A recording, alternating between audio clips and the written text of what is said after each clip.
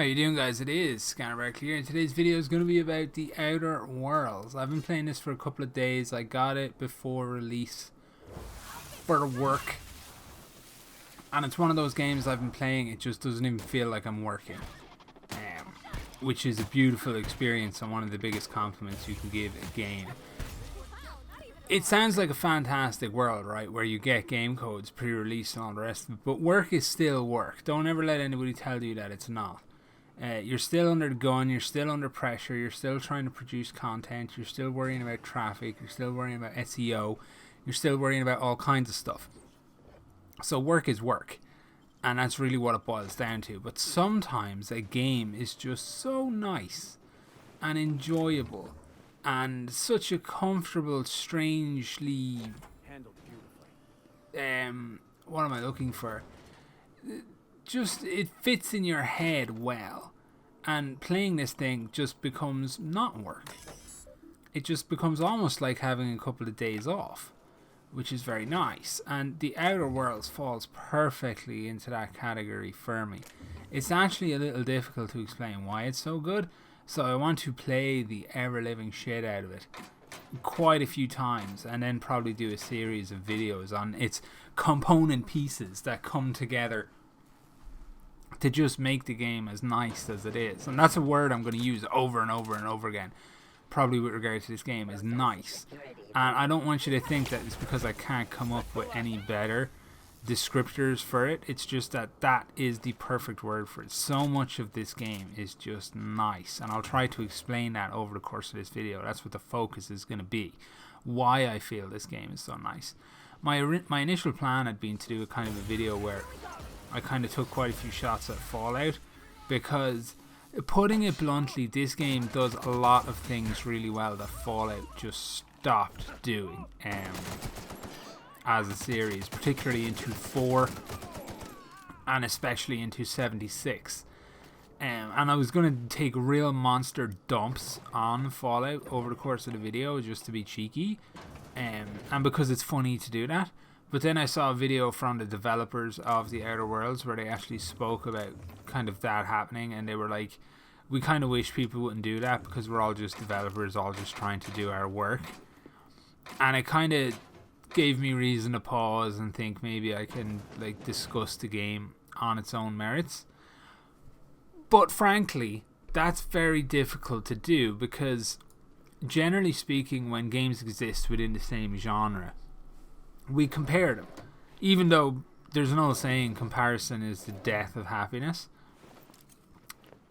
we do that. We do compare things within the genre because it's the easiest way to find a consensus middle ground with people with regards to experience.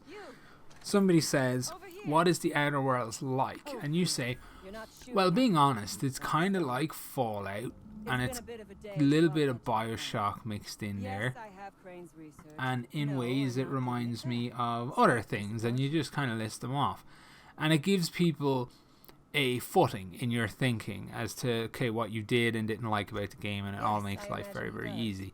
But honestly, the easiest way to describe The Outer Worlds, and I mean this in the best way possible for The Outer Worlds, and I'll try and explain why, is it is a very nice game.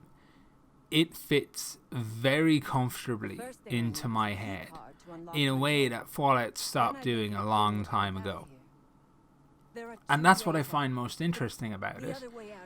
It's not doing anything groundbreaking by any means. The ground it's covering has all been, you know, well walked by other similar games, such as Fallout, such as, for example, Fallout New Vegas.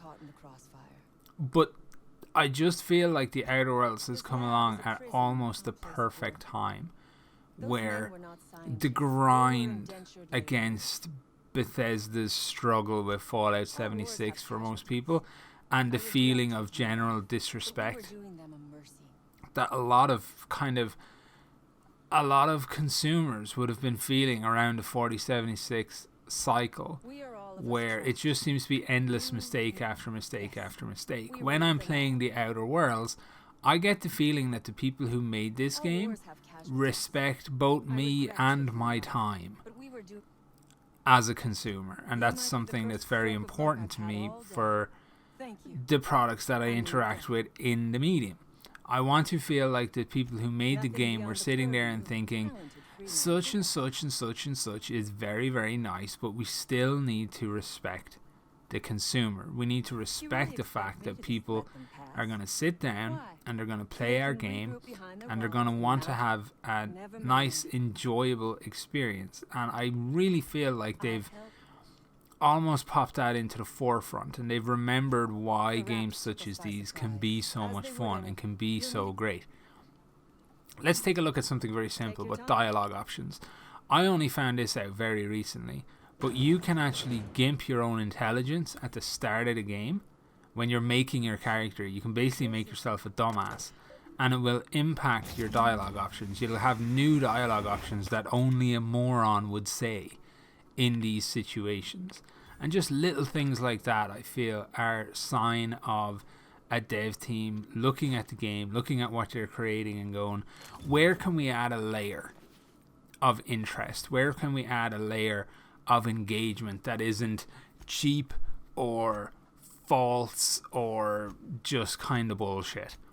And I kind of get the feeling that they went out of their way to make a good experience, no matter what way you decided to play the game, or who companion wise you decided to play the game with, or how you decided to interact with different NPCs and characters, etc. So there's a companion in the game called Parvati, and you meet her at Edgewater, and she's a very interesting character. For me, she's one of the highlights of the game because of how she's written, and in combination with that, how she is voice acted, where she comes along as quite meek and not quite believing in herself and very quiet, even though she's a skilled engineer. You kind of pluck her out of her own little cloud of self-doubt and you bring her off into the stars with you, and that could be the end of it. Instead, you actually help this character develop and grow, and the choices and options that you have to do it are amazing. She basically meets her hero. Spoilers.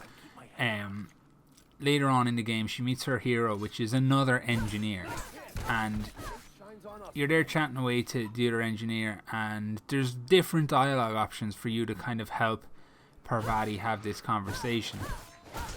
And you can either have the conversation for her, which kind of tells her nothing, or you can kind of make fun of her for not really being able to have the conversation, or it gives you the option to just effectively just make eye contact and encourage her to have her own conversation.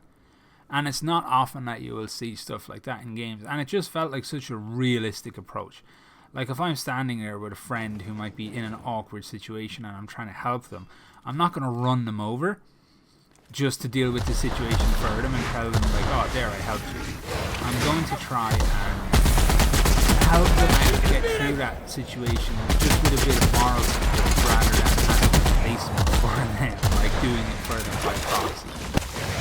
And it just felt really good, and the character slowly develops because I did that, she's developing self-confidence. And I really appreciate the way the developers did that. I really appreciate the way the writers have seemingly gone to great lengths to think about things. So here's another fine example. Once again, I'm going to use Parvati. You're going through her house, and everything you interact with, there's a line of dialogue in there that doesn't feel tacked on. Like, you walk into one room and she'll drop a little anecdote just about her life, or you walk into her dad's office and she'll drop a little anecdote about her dad. And it all feels natural and real. And on top of that, shooting stuff is fun. The game looks quite pretty. The systems that make up the game make a degree of sense. There's the fun kind of rock paper scissors style combat of what kind of damage are you doing versus what kind of thing are you fighting versus what level are your weapons and yourself, etc. There's multiple ways around situations. There are some very interesting decisions to be made with regards to who you should help and who you should hinder, and they're not as simple as, like, it's not like, oh, do you help the humble, meek society who is trying to just scratch out a living in the desert, or do you help this skull-wearing psychopathic tribe?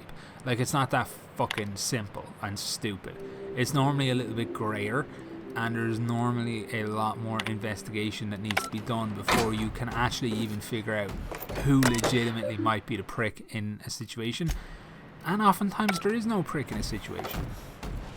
It's just a very well done, well crafted game in my experience. It is interestingly doing something which I didn't think would happen, and I do not mean this to be dismissive of either the Outer Worlds or similar games to the Outer Worlds in you know, basically Fallout. I like it, and I kind of thought that Fallout had killed the vibe for me, killed the mildly 1950s inspired space adventuring, you know, Hello? game. I thought out there. Wait, can I just have the your boots? appeal of it had curled up and died in a radioactive desert somewhere, but it actually hasn't. Oh, It can actually thanks be for your really journal. good I'm and Huxley. really enjoyable and Huxley. really well done, I'm stuck. and it's so nice to My see friends that. and I were scavenging So if here, you've and been on the I fence, ran and if in you've been here. looking at all the reviews and all the people kind of bigging up the You game, hear that it talking about sounds how, all right? oh, it's great, Next time you get and you're chased by worried that... that it's just another game Phew. in the long My line buddy had a of key, similar but I games, haven't heard him in a while. it isn't. So look for a dead guy. It's hard to explain why, but most of the reasons why are the tiny little things that connect experiences, the individual parts thereof, into a whole.